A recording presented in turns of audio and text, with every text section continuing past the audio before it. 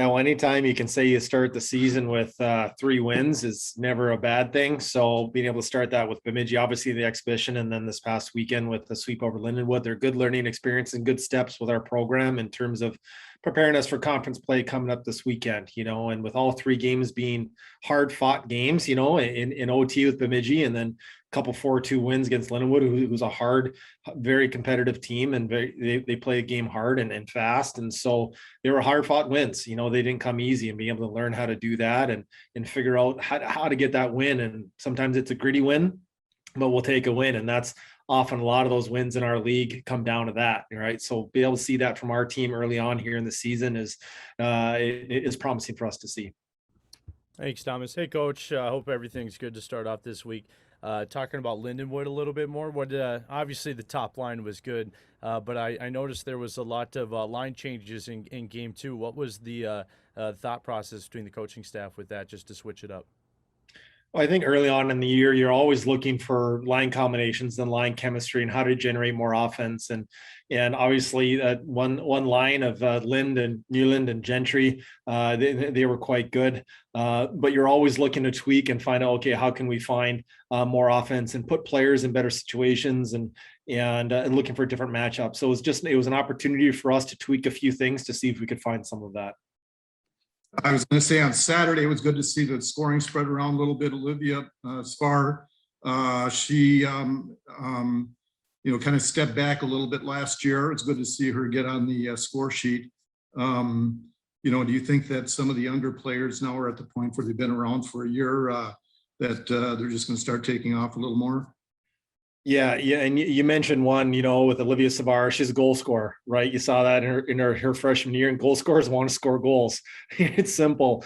So to be able to see her be able to get that on Saturday, obviously, we were happy for her, and it hopefully gets her back in the groove that we saw a couple of years ago. She's a player that's been adding pieces to her game and looking for a more complete game, and so she's been doing that and really paying attention. We thought she played very, very well on Saturday, just not because she got a goal, but we thought she was more responsible in certain areas of the ice, and she competed, as well as we've seen her compete in different times of her career thus far. So really happy with where she's at right now. But, going back to the question in regards to switching some line combinations around and trying some different things and spreading that goal scoring out. And that's, as a coach, you're always trying to look for that and to be able to see some of those players find that. Bourget is another one who's a player that just competes night in, night out. And she was also phenomenal on the draws. So she's a player that we feel as though that, and had a good weekend. And I think as a team as a whole, we need to sharpen up a few things, but to be able to see some of those players be rewarded with a goal is obviously a huge positive. All 5 freshmen dressed this weekend with Grace Wolf and Dale Ross drawing 1 star each on defense. What are your thoughts on their performances, especially Ross's 7 block showing? Well, Dale Ross, she's a beast, she's one of those players, just extremely high compete level, and she's willing to do things and go into areas of the ice that maybe some other players hesitate at sometimes, but she's a player that is just, has a very low fear of any situation. So, but very high compete level, right? So she's a player that, that's looking, she's finding what it takes to play at this level and be more controlled in some situations. But her physical abilities and what she can do on the ice is going to bode well for her career moving forward. But and then Grace Wolf, she shows some poise and some control, and every once in a while she'll throw a little bit of a flair in there with her puck control, and you're like, oh, that you have to remind yourself sometimes that's a freshman, for her to be showing that as a freshman is obviously really encouraging to see. And they'll continue to learn, and this weekend will be a big learning curve for them as well, going up against the #1 team in the country. And it's a challenge that that we're ready for and we can't wait for, and it'll be excited to see them in their first conference games. Well, I at least touched on a little bit. All that freshman on the D-corps looked really good. Ellie Anderson played well in those 2 games too. But so with all those D-men coming in, moving Addie Scribner from defense to forward this season, how has that change been for you guys and for her? Yeah, well, we're excited about the change. When we spoke with her in her exit meeting last year, it was a plan that we had in last spring, just knowing what we had coming in as D, and then also looking to put her in some situation where she can succeed. So for her, it's we think as she continues to learn that position, going learning how to play D, and then at WCHA level, and then also then having to learn a whole nother position. It's not easy to do. So for her willing to do that and undertake that challenge is just amazing. Just speaks to the type of person, individual, and teammate that she is. So she'll continue to learn and specifically positioning and those aspects of the game. But we believe that she can bring a scoring aspect. She has quite the release, and she can beat some players one-on-one. She's got some hands and some ability, and that we'll begin to see more and more of as the season goes along, as she continues to get a little more comfortable back in that position. So again, she hasn't played forward in a few years now. So for her to be able to do that and step in, we're happy where she's at. Yeah, I noticed on Friday that you were winning quite a few faceoffs, and just wondering if that was something that you worked on in the off season.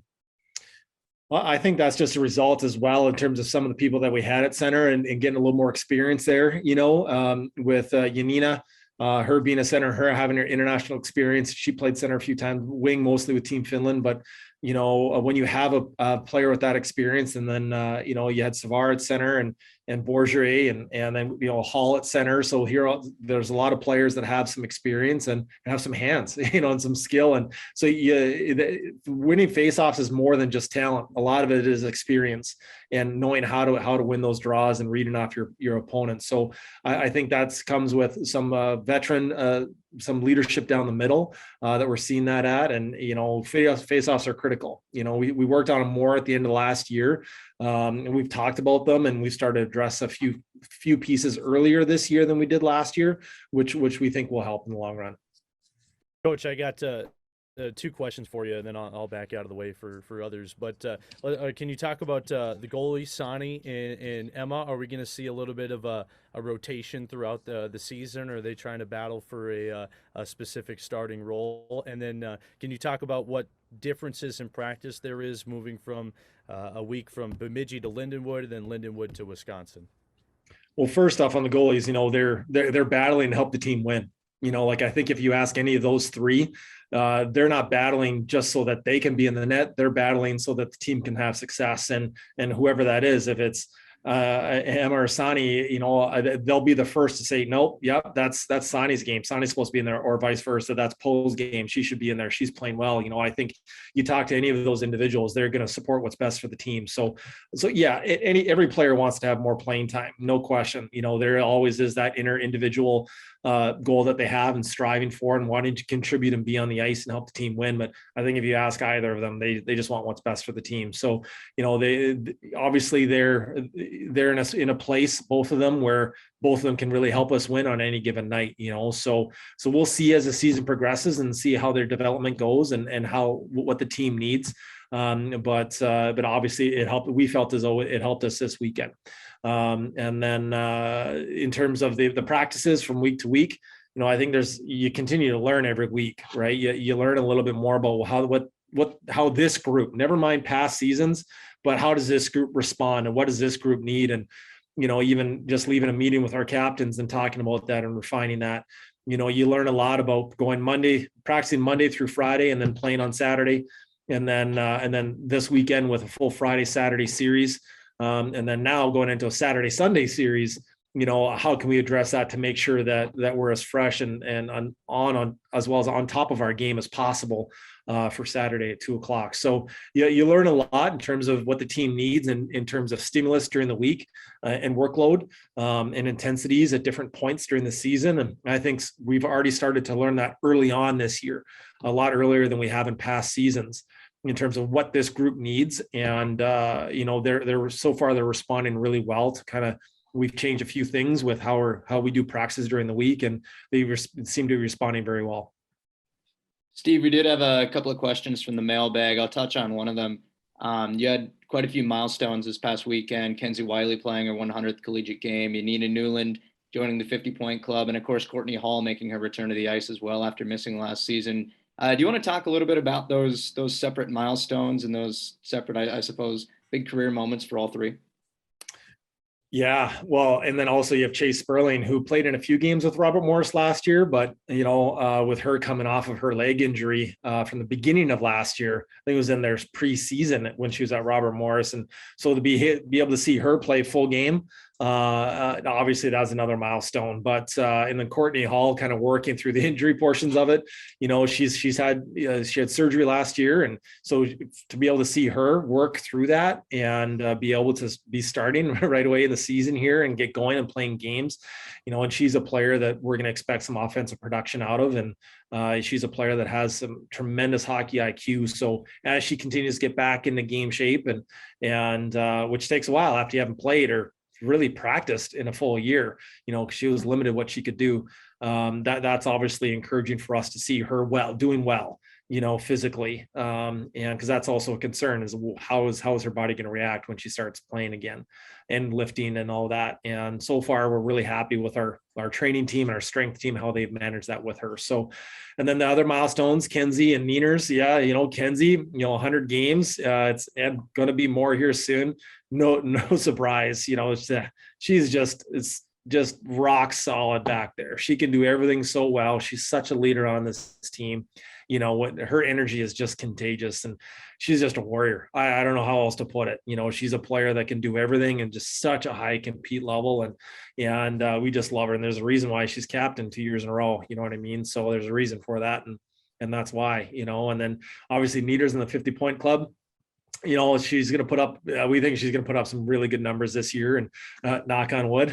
Right. But, she's at a whole different level right now. And she really paid attention to her game. She's really addressed some areas that she needed to do. And obviously with the carrot of the Olympics doesn't hurt as well, but she's a player that's really, really dialed in right now. And so she's in a really great place, and we're excited to see what the future holds. So the plus 50-point club coming up. Okay. Hey guys, how you doing today? Good. How are you? Doing good. Do you guys want to just start by talking about what you both thought of the Lindenwood series? Well, yeah, obviously we really liked the series. We liked what we saw out of it. We have a few things that we have to clean up as a team, but we felt that it was good to get the sweep, get those points, and us as a team and start the season right. Yeah, I agree. It was nice to get things moving here before a big weekend coming up. Bill Prout. Hi, guys. Bill Prout from Center Ice View. I see Wisconsin put 9 goals in Merrimack last weekend. So it's going to be the same old thing with Wisconsin, a lot of offense. You're going to have to play good defense, obviously, next weekend. How are you preparing for the Badgers?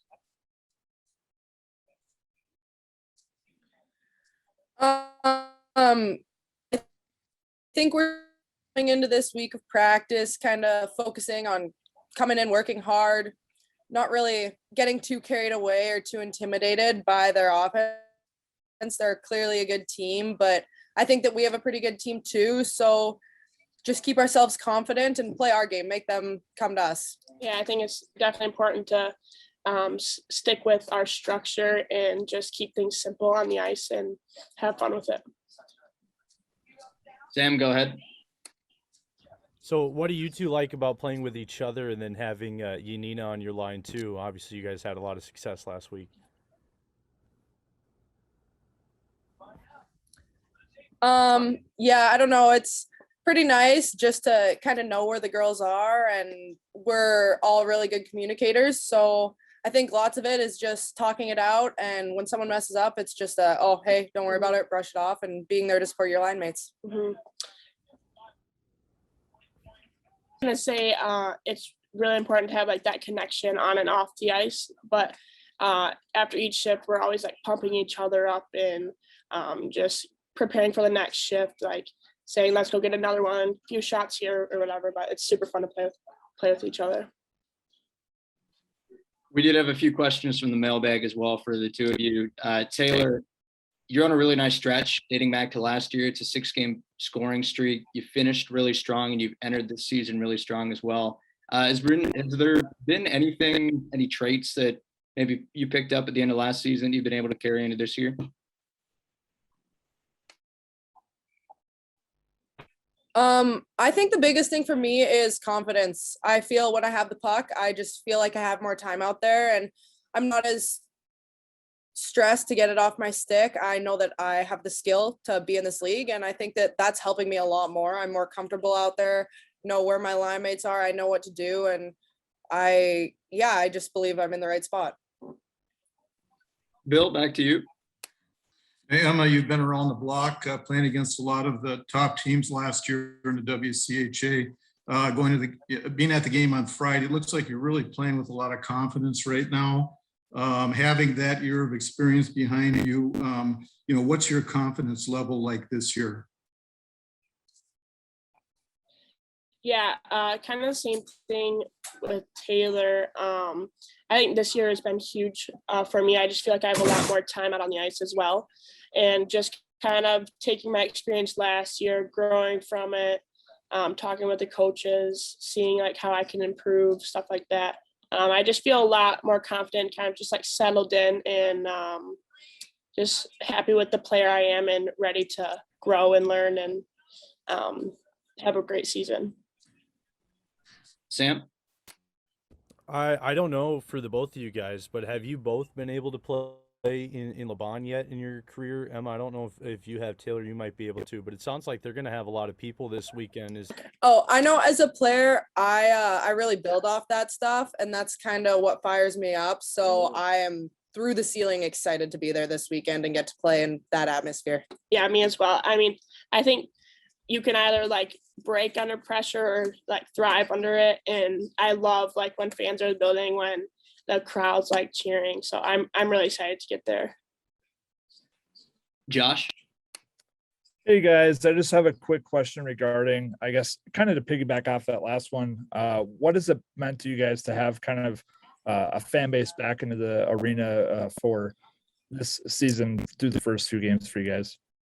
I think it's been huge. My parents were actually here this past weekend, and my sister for the first time got to see me play here at St. Cloud. So it's definitely huge. And just to be able to, like score a goal, people like cheer for you in person, it's definitely motivating and keeps you moving through the game. So yeah, I mean, it's obviously it's awesome hearing people, hearing fans, and it just builds the atmosphere that we love and that we play for our whole lives. So can't say enough good things to have people back in buildings. Going back to this past weekend against Lindenwood, the two of you, along with Union and Newland, were involved in a lot of scoring plays for St. Cloud State. Do you have any particular favorite ones that you really like the sequence that led to a Huskies goal? Honestly, I mean, every time that we put the puck in the net, it's something to be excited about. So, I mean, it's kind of tough to pick a favorite, but yeah, I love when we score. So. I feel like all three of us just kind of thrive off each other's energy, and every time we score, we cheer, like jump on each other. It's so fun. Like every goal I think is my favorite. There wasn't really a one that stands